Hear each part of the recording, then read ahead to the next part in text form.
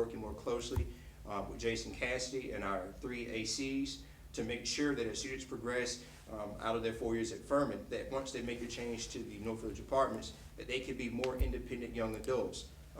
I think last but not least, that Furman needs to either, and this is going to your question as well, we either need to be a dry campus or a wet campus.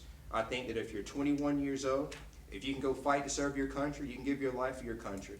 I think that we need to establish some type of policy that if you're in North Village, like if you're in Bonnie's, that you can partake in alcohol, because people are responsible human beings.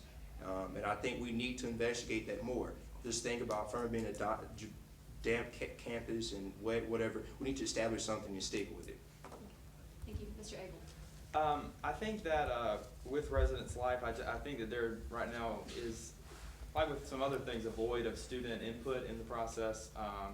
I think that mainly students are concerned with quality when it comes to their residence halls and where they're living.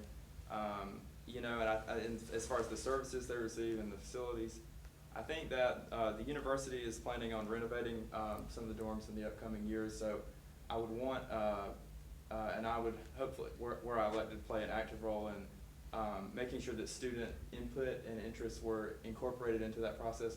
Like for instance, on some of the residence halls, I think we could have wireless in a lot of places that we don't. I think that there's a lot of suggestions that could be incorporated, and I think that's an area that could be improved. I also agree with Sean about the wet North Village plan, and so. Thank you. And Sean, would you like 30 seconds? No, I'm good. Continuing on. What is your vision for getting many different students involved in student government and in your administration? Is it me? Yes. Oh. Sorry. Well, I mentioned before about the open door policy for the office and the executive council.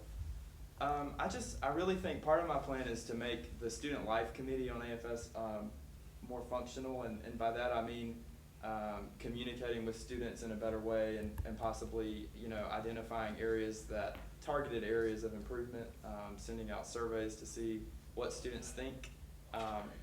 In general, I just think students should just be a bigger part of everything that AFS does, and that's part of why I'm running. Yes, in some parts I agree with some of the things that Ben just highlighted. I think that my appointment process is going to be a very transparent and open process, where if a student wants to be involved in my administration, they can submit a statement of interest. No application, just write, I would like to be appointed to the blank committee. I think one way that I am going to involve people in that process is to not appoint people that I'm close with, but people that I disagree with, people that didn't vote for me, people that you don't think of. I like to get the people that are involved in different aspects of campus life, from residence halls and to different things of that nature. I think by doing that, we get the best people to do a job that are really committed to our campus and our students. Would you like to I did want to mention, I like that Sean incorporated the committee appointments, because that is an important job of the president. And with the committee appointments, I sort of saw it as an opportunity to incorporate some diversity in the people that we have serving on our administrative and faculty committees. I don't know if everyone knows how many of those committees there are, but they all have student representatives, and I think that if we had a different mix of people with some different ideas to bring to the table, I think that would improve those committees, and that would be a part of I guess my selection of people to be student representatives. All right, our next question is something I think you both touched on earlier, but tuition has risen over the past few years at a rate of 9.5%. So we wanted to ask what plans you would propose to help keep tuition down, and what kind of realistic role AFS could play in voicing student opinion about tuition. That's question 10B. I apologize, I did not have Okay, now is that me? Yes, I'll start with you. Okay.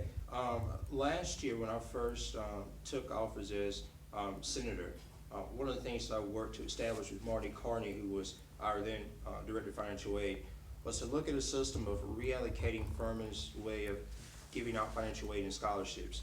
Ideally, I would love to see the day that Furman awards, financial aid, scholarships as a total percent of your cost. But is that something that we're gonna see next year? It's not. One thing that I'm pushing for now that it's more obtainable, that we can, I think, achieve for the next 5-10 years, is to implement a system whereas when the freshman class gets to Furman, their tuition is capped. So that price remains constant during their duration of time at Furman. I think there's something that can be great. What role will I play as AFS, or student body president, in making sure that we accomplish that? I will continue to push the fact that a lot of classmates, a lot of good friends of mine have left Furman because of increasing costs. It's very difficult, and we need to do all that we can to make sure people want to stay at this institution, that they have ways to stay at Furman, and I will do all that I can to advocate on their behalf. Okay, Mr. Able. I definitely think that this is the biggest issue facing students right now, and it's facing a lot of us because I think things are costing more. Our tuition is going up even way more than the rate at which things are costing more. So it's a big problem, and I think it's the #1 student issue.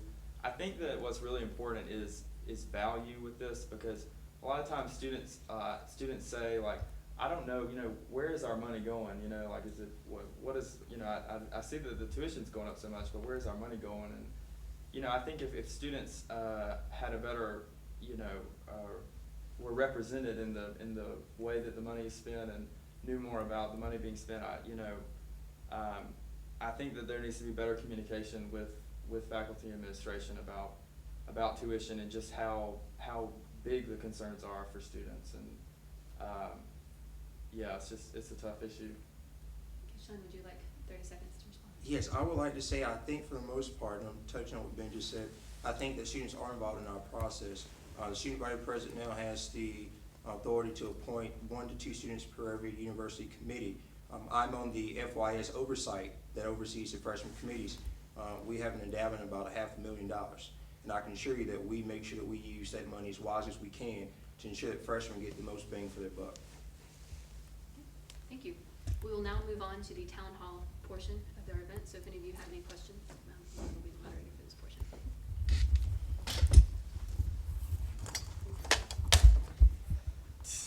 Do you have a question? Can I sit down? Yeah. Yes. You're on TV. Okay, if there are no questions from you, we will pose one more. Question number 11. What will be your greatest limitation while in office? And we will begin with Mr. Able. Limitation. I think that a limitation to this job is that you can't know everything and you can't do everything by yourself. And I think really my approach, if you elect me as your president, is going to be to rely on the students and rely on the other members of AFS and the committees of AFS to do what we promised to do by being elected to these positions. And I really think that that's the most important thing about this job, and more people need to be incorporated. So that's my answer. Mr. Griffin. I think my greatest limit is going to have to be knowing when to stop trying to work, when to actually take some time and realize that I am a student and that I want to graduate, that I don't want to be a 5th year, I guess a senior. I think